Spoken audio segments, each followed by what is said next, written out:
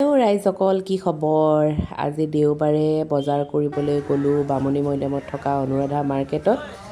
আৰু কি ক'ব, বস্তুৰ যি জুই চাই দাম। আৰু আজি মই লৈ আহিছিলোঁ মোৰ এইখন মৰমৰ চাইকেলখন, স্কুলীয়া দিনৰে চাইকেলখন গুৱাহাটীলৈ লৈ আহিলোঁ। আৰু আজিকালি ইয়াতে চাইকেলে চলাই থাকোঁ, স্কুটি বাদ দিছোঁ, যিহে তেলৰ দাম বাঢ়িছে। তাৰপিছত শাক পাচলি বজাৰ কৰি পিনে এইফালে ফল মূলো অলপ ল'লোঁ। স্কুটিখনতে ইমান নাহে বস্তু। ঘৰ আহি পাই এগিলাচ নেমু পানী বনাই ল'লোঁ আৰু নেমু পানী এগিলাচ খাই দিওঁতেহে দেহাটো শীতল লাগিছে। গাইজসকল যি গৰম। বজাৰৰ পৰা আনিলোঁ, দেখাও অলপ। জিকা, ভোল, কেপচিকাম আনিছোঁ আধা কেজি 20 টকা।